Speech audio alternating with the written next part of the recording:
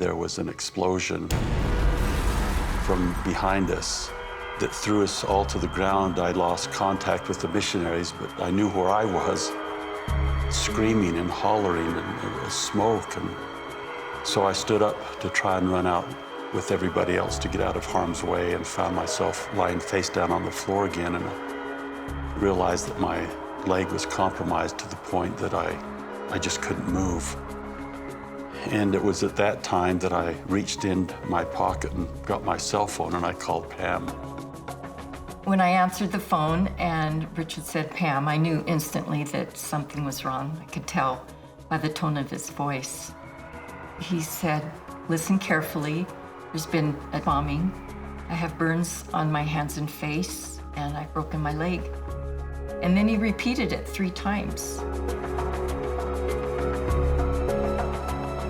There was a thought or a feeling that came to me. I knew the Lord knew who I was and where I was and what had just happened, what I was feeling. It was a thought, it was an instantaneous impression. And I also knew that he knew about the people in the airport and what they were feeling and what had just occurred and what was happening in their lives. And the third thing that I knew, all in one same, almost spiritual breath, was that the Savior had suffered for all these injuries and all these feelings and everything that their family was going to feel. He had suffered for those. And so now, with that assurance, I knew that I could just wait there and there was nothing to worry about. I was laying by a young man. I just saw him with this worried look on his face, and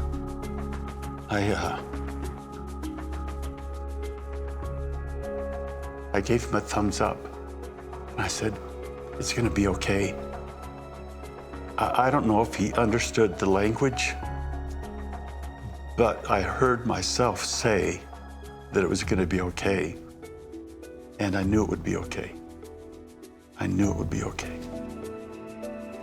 When we got to the hospital, they put me into a room where they could take my vital signs and get me prepared for surgery. Mr. Norby was in a terrible condition, I must say. So he had very severe injuries to both of his lower legs, with severe muscle injury, but also quite significant burns as well.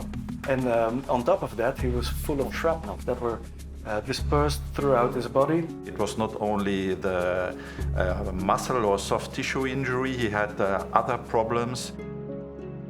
I remember them starting to cut my suit off to prepare me for surgery, and that's the last thing I can remember. The doctor and I sat and visited, and so we had a photograph of Richard's leg at that time. And I looked at that, and it was half gone, and so I just thought that they would have to amputate. The objective was obviously to save both of his legs, but meanwhile keep him in a stable condition. I was just in shock for a good part of the time, trying to understand what had happened. There was a machine breathing for him, and he was intubated, and I could see his lips, and I could see his eyes, so I knew it was him. 2 of our children had come over 2 days after the bombing, and I vaguely remember being introduced to them. That was hard to see. That was difficult to look. I remember feeling not anger, but more sorrow that someone I love was in such a state.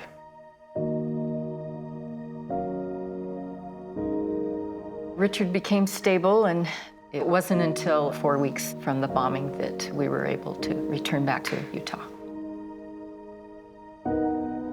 Arrived here safe and sound, awake, having a number of tubes removed so that he was actually feeling a little more like normal. But he has a long ways to go. Over 1/3 of his body was burned. Nerves had been severed, bones had been fractured. He was a challenge, and he had a high risk for potential amputation. It was just nice to have him home, and especially for my mom. It was neat to see her just finally relieved of that burden of being in a foreign country with her husband, trying to take care of them in a different language. That was a big relief. When we were at the burn unit at the University of Utah Hospital, I just had the idea come to mind that I needed to talk to the grandchildren about this because their minds are impressionable, and maybe somewhere in the depths of their mind they were thinking that this isn't fair. The biggest thing that stood with me was what my grandpa said, like I think at the first, and he said, I don't blame God for what has happened. We have to go through life having complete trust in God and faith in the Savior.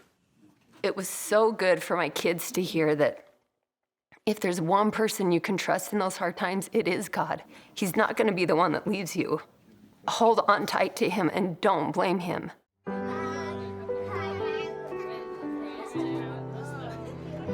When the doctor said that my legs were good as they were and that we're just going to rehabilitate and get stronger and go through those sessions several times a week, I was excited. I had some goals in mind that kept me motivated. One of them was to play Frisbee with our grandchildren. One of them was to walk around Temple Square unaided. I just wanted to do simple things that became monumental for me, so that was what I focused on. That day he was discharged from the hospital, it was surreal to think that we have gone in the span of just a few months from wondering if he's going to even survive to being discharged from the hospital. Been waiting for this for a long time. There was a time when we invited he and my mom out for dinner. And he had to come in through the garage because the stairs were easier, and he was on his hands and knees, and he had to crawl up the stairs to get into the house. Yeah, right. He progressed to a walker, and then it was to a little cane, I believe, and then finally he just one day just was able to get out of the car and walk up the front stairs and in through the front door. Woo! It was an awkward walk, as some might look at it, but it was a 100-meter dash for me.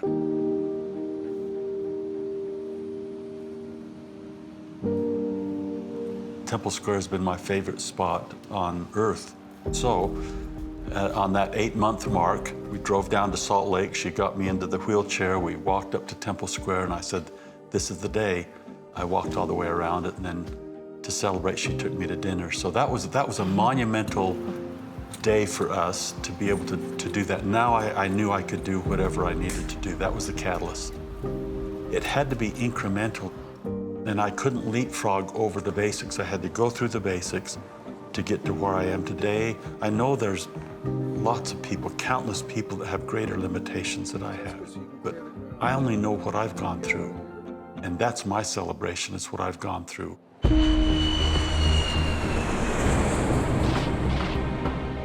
The thing I look forward to most about seeing the doctors is just to be able to express in some measure my gratitude to them, just to thank them for the service they gave us, and along with all the other patients and wounded victims of that day. Very good to see you again. Gives me a real positive feeling to see him again, to see him in good health and good spirit as well, and also to meet him and the rest of his family, of course.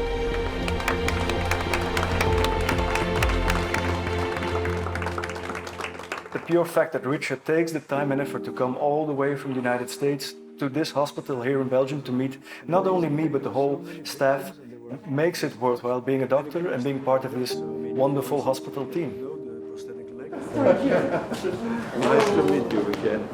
You changed. You have hair now. 1, 2, 3, 4. I really feel that despite all that we've gone through, that I have been blessed, we have been blessed beyond measure. The state he was in the first time I saw him, I would never think he would be where he's at now. 33, 24, I think that a lot of this has to do with his faith. It's so wonderful to see him get his life back and to smile and to continue in that course that I'm sure he already knew was going to happen, but it wasn't clear to all the rest of us. One of the great lessons I was learning was that the Lord's will has to become our will. We have to come to the point to give the Savior his victory. Sometimes we fight against that because we want our victory. We want the way things used to be. We want it our way, but to get us from where we are to where we need to be, it takes a lot of stretch and growth. And he puts us through difficulty so that he can get us where he wants us to be. I know that the Lord is aware of what's happening to us and what happened to us at that time.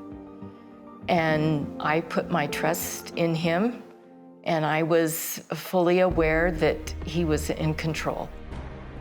Once I audibly told him that whatever you want to do, whatever your plan is, I'm okay with that.